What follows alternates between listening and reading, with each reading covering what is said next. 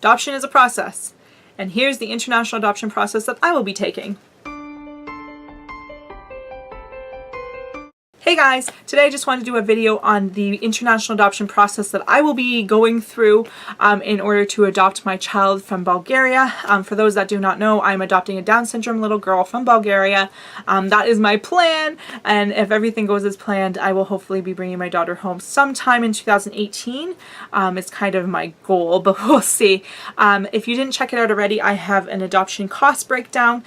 Down below will be the link to my Etsy shop where all the proceeds go to my adoption fundraiser, as well as the link to my actual adoption fundraiser will be down below. Right now my goal is to raise $20,000 by January 2018, so that way I can start my home study in January 2018 and get the process going fast.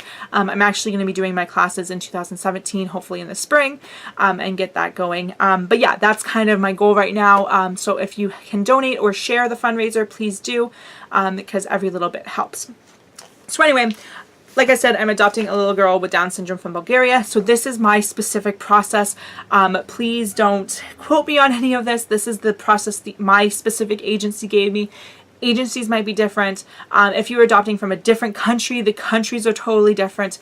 This is just the process for Bulgaria that my agency gave me, and whatnot. So anyway, the first thing on the process that I will be doing is I will be doing my classes. So I will be doing that in, like I said, in spring.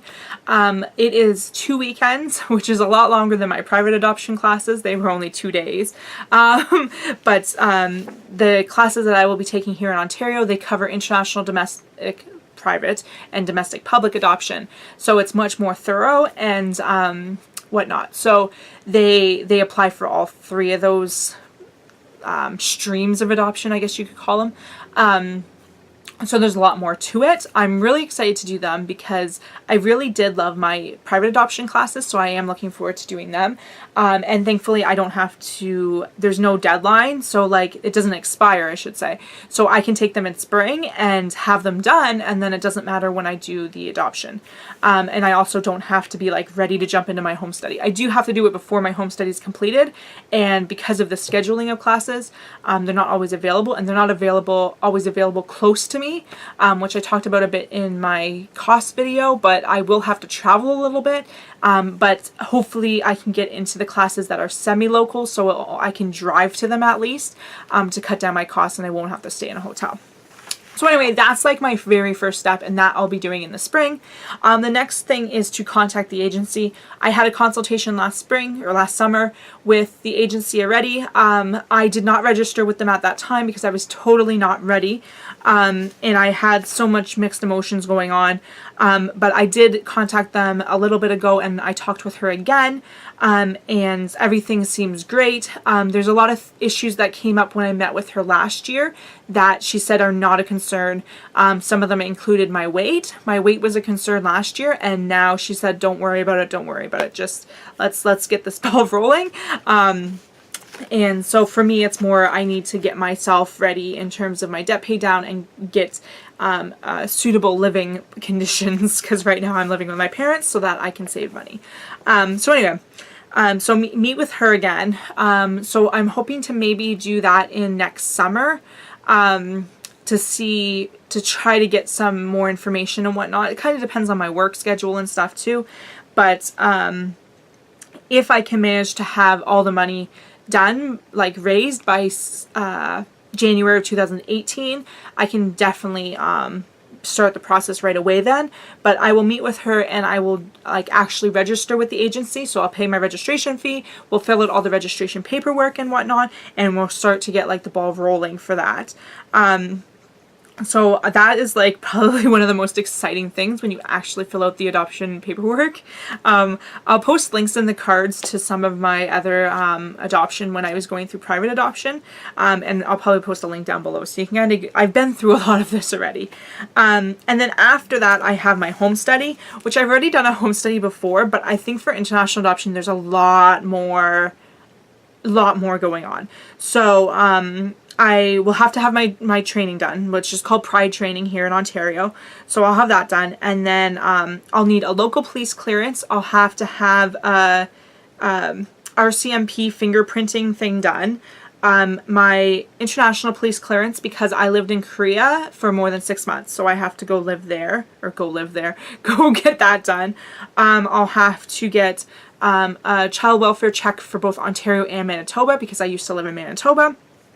I'll need some reference letters, which I have like copies from when I did private adoption, but they'll obviously need new ones. But I feel like I only need like maybe 3 because I'm single. I think it's like 6 if you are a couple, and then 3 if you're single, something like that. But I have no issue getting references, so that's not a problem.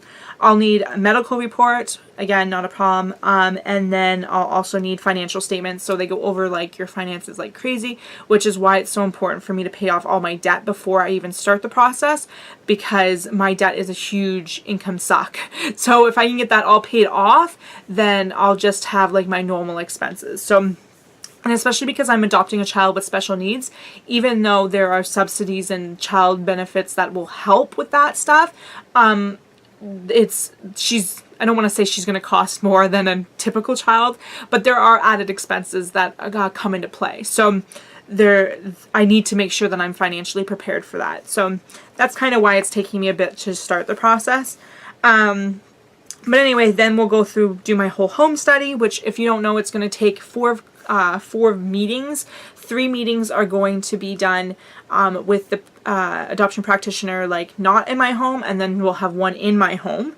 I think that I had 4 in Manitoba too, but we kind of merged a couple because of the fact that she had to fly up for a whole day. So then they send the adoption package, or the home study package out, and they do all their stuff. I have to get approval, which, because I had done that before, I don't see it as being an issue. There was nothing that really came up with my adoption home study before that I could see being any different than now, other than my income will be lower, but also my expenses will be lower. So then after that, they send that all out to Bulgaria, and the ministry kind of puts me in like a pile. And then after the registration's done in Bulgaria, I can start the immigration process here in Canada. So I fill out some paperwork basically saying that I will be doing an adoption. So we start like the immigration stuff and whatnot. I'm just reading through. So it says the name of your child will be left blank. 4 to 6 weeks later, you will receive a letter from Immigration Canada confirming the opening of your file and the transfer of the file to the Regional Canadian Visa Office. So I'll get a client number, and I keep all that information for when I actually get a match and I'm bringing them home. So this is all done before I get a match. Then my dossier will be sent out to Bulgaria, and some of the things that will be included in this will be my home study, my letter of approval and my eligibility and whatnot, my suitability to adopt, my police clearances, my medical clearance, my financial statement, which is like my notice of assessment from Revenue Canada, and whatnot. I'm just skipping over some stuff because it's like marriage certificate and stuff. A power of attorney. Apparently I need to have a power of attorney. So that's good to know that I need to get that done too. All my notarized documents saying that, wow, a notarized document stating that the adopted child will not be exposed to medical experimentation or her body parts donated. Yeah, gotta get that notarized. Letters from child services to say that I've never been had children taken away from me or anything like that. Notarized documents saying that I'm not going to put the child up for adoption again. Photos of me and my home. All that goes into the dossier, and that's all sent off to Bulgaria. And that's all the documents have to be translated into Bulgarian and all that fun stuff. So that's where a lot of the fees come, because you got to translate everything, and everything has to be notarized. There's so much more paperwork with international adoption than private adoption, which is good and bad. I like little checklists, so this might actually be good for me. Then they're basically going to go through and find a child that thinks that I would be a good parent for. So they're going to locate the best child for the prospective parent. In my case, because I am specifically requesting a Down syndrome girl, there's a lot less randomness, I think, involved, because it's like, this is what I'm looking for. And then they will prepare a package for me that includes her medical record, any birth parent information, photographs.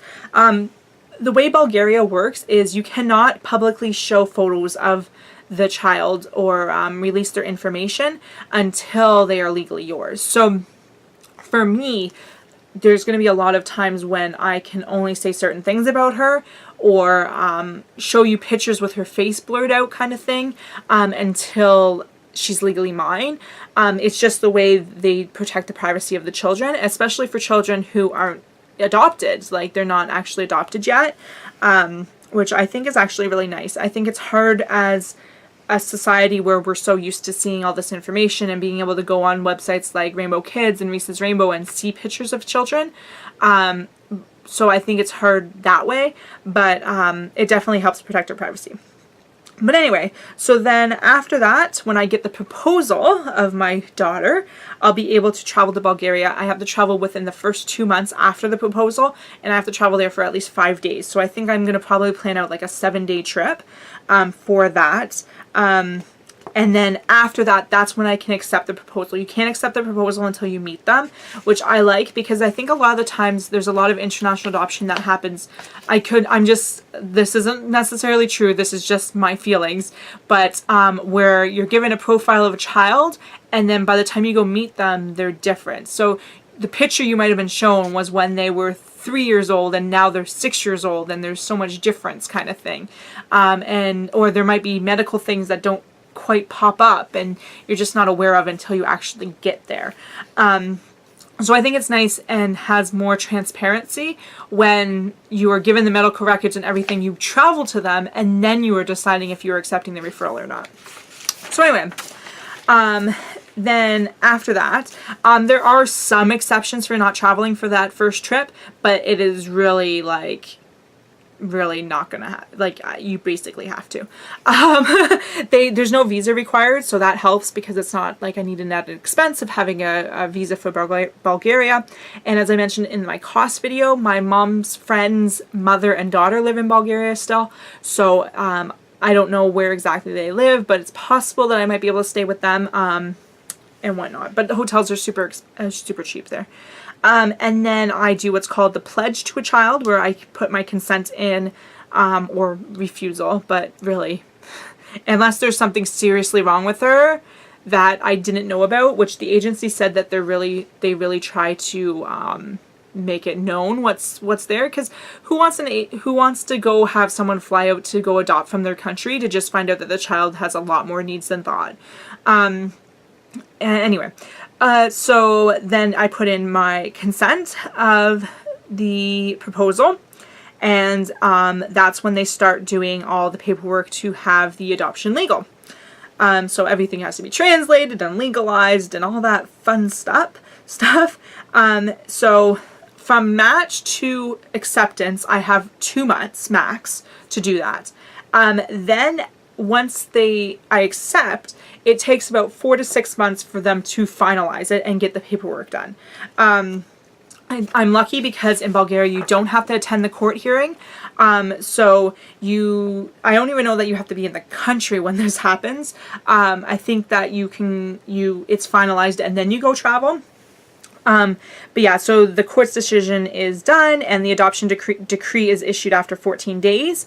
And then once the adoption decree and new birth certificate are ready, you go back to Bulgaria and you apply for a new passport, which takes about 3 days. And one parent has to be present to do the passport stuff.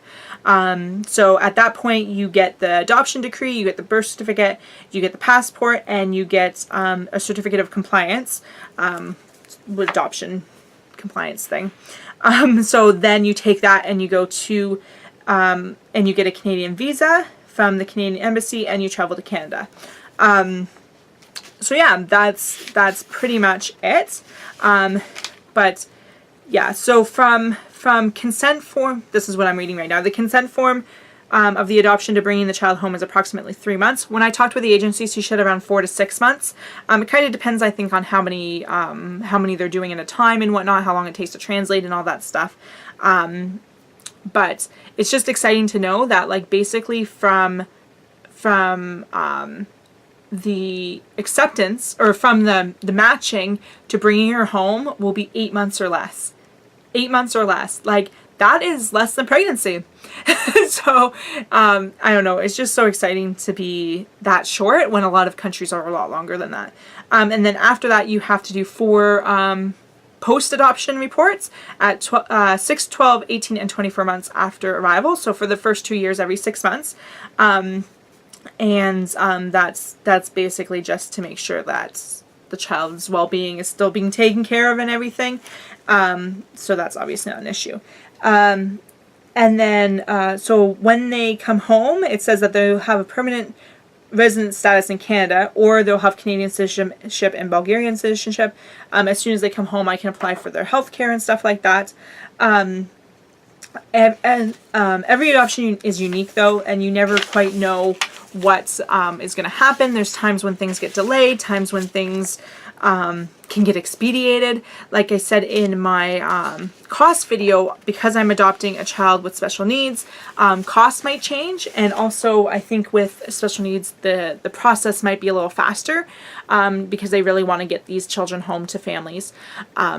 So yeah, so that's kind of the process. Basically, it's just my classes, my home study, the paperwork gets sent off to Bulgaria, they come back with the proposal, I fly out and meet my daughter, I accept the proposal, they do all the paperwork to get it finalized, I go out and I pick her up and come home and have a couple post-adoption things. So it's just super exciting to be on this road again. I don't know, I'm just really...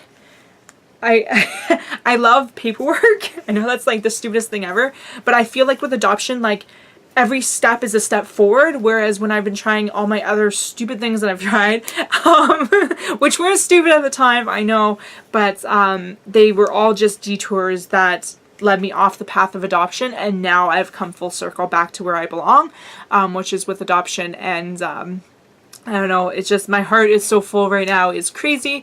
I wish that I could go and do my home study tomorrow, but unfortunately finances step in the path. As always, it seems like finances are always the burden. But yeah, so I'm just so excited that this is my path and I'm sticking with it, and every step is a step forward.